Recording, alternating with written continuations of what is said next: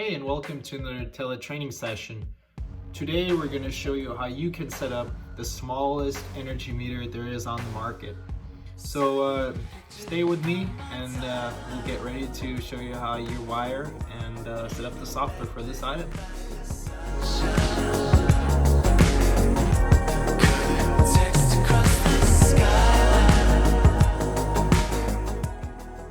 So let's just jump right into the topic. Power and energy meter setup, our S6XM and S9XM series that we offer. This is a single phase energy meter that is able to provide more than 30 electrical values over an integrated Modbus RTU interface. In case you're not familiar with the product as of now, feel free to check out our previous video where we did dive into the topic of what the product can do and where it's used. Feel free to reach out to us in case you have any questions that are related to the setup procedure, the wiring, and we'll make sure that you receive the information that you require in order to succeed with your application. So let's have a sneak peek at the wiring. How does the wiring work? In this case, where you see that black wire, this is the current path, right? So you just loop it through the whole of the energy sensor, and it doesn't matter if it's AC or DC current. In this case, we can capture up to 400 amps AC or DC in this case. And if you connect DC, just be aware of the energy direction, right? So DC either flows in one or the other direction. So you want to make sure that you capture the positive or negative energy flow. And you would connect the voltage, the AC or DC voltage again, to those terminals V minus or V plus. Why is there two terminals per minus or plus? The reason here is in case you're using several energy sensors, or you need to measure several actually power or like run several instruments that you have in your panel, you can simply use one or the other terminal to have like a parallel connection to that voltage path basically. And then B minus, A plus, and G and D would be your Modbus terminals. So make sure you never cross the B minus and A plus and the G and D, otherwise the communication to the device would not be up and running. And then the G and D and power would basically be the local power supply for the energy sensor itself. Commonly, we see that people utilize either 12 volts DC or 24 volts DC or AC to power our S6 and S9 energy meters, but you can literally do anything between 9 and 30 volts DC. Now the cool thing here is, and you can also see that here, since the current path is really contactless in the end, it does not matter if we exceed the current range, the nominal current range by 300 amps, for example, because we are not actually connected to the product since it's all contactless, right? So don't you worry about inrush currents or so, nothing's gonna happen to your application. And then in case you're wiring all the application to your computer for setup, we also offer a Modbus RTU RS485 to USB converter stick, and that basically allows you to communicate with our device via your computer.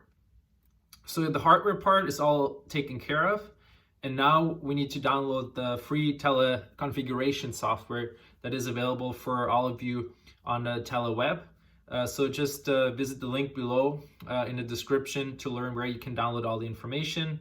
You would then download the Sensact software folder, and in this particular case, you need to select the subfolder One Phase Power EN, which basically allows you access to the free Java software.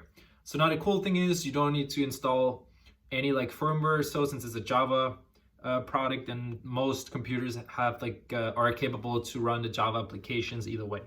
So in our case, we selected 007 version 131.jar file, and once you open that jar file, the software screen for our product starts popping up, and you just hit push next to continue, so it knows that you're there.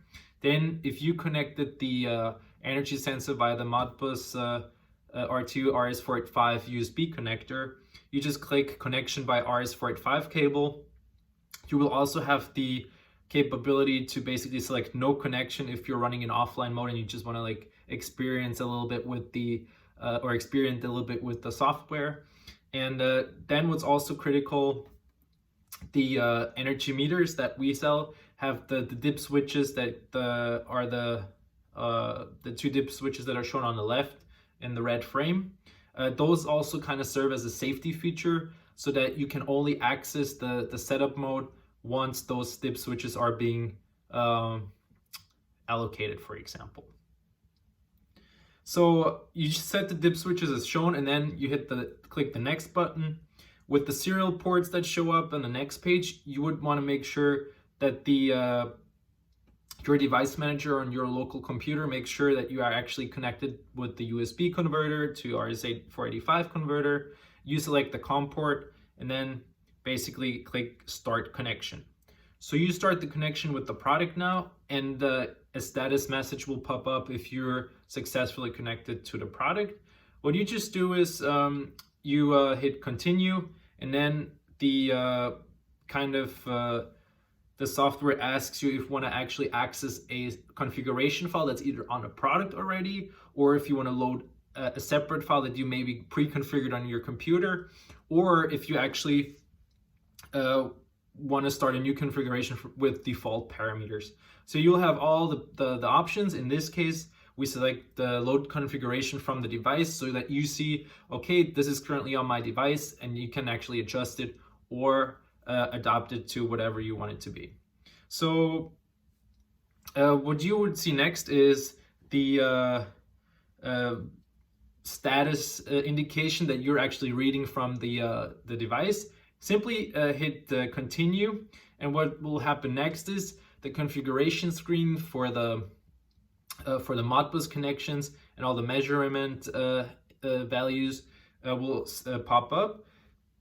You can always, in case you should mess up the settings for some reason and the product should not be working anymore from a software part, or some Modbus tables or addresses or parity values are messed up for some reason, just hit factory default and everything will basically be preset to the level where we actually manufacture it and send it to the item.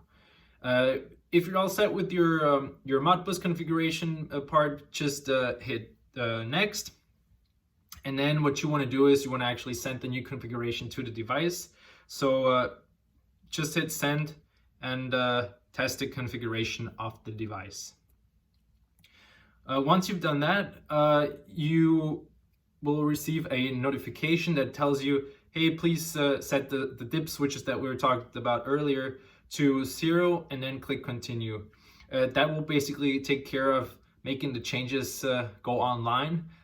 Just in case you've been experimenting, you can do that and nothing will actually happen to the device settings unless you move those dip switches to 0 to basically give the signal, hey, new settings are online. What will happen next is, and that's a pretty cool feature that the product actually has integrated, the diagnostic mode will be entered, and that means that you will receive a overview screen with all the values that are currently being measured. Just be aware, this is not like a live chart, it's more like a diagnostic tool that allows you to see, okay, what's going on in my application, where is the current headed, where is the voltage levels, or if, for example, are we measuring AC or DC, so that you get an impression what's actually going on in your application. Once this is done and you're done setting the product up, just hit quit, and the software will ask you if you're sure you want to leave the setup platform and the setup software, and then you just hit yes, and you're basically good to go. So in case you've been joining us for this setup and training tutorial, but you haven't even had the chance to look at the product, here are the order codes. The S9XM300 goes up to the 400 amps and 1000 volts, and then the S6XM is the version that goes up to 50 amps and 1000 volts.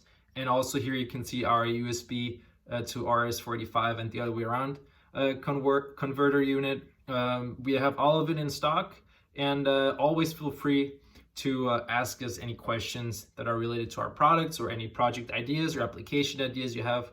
We are always here to help.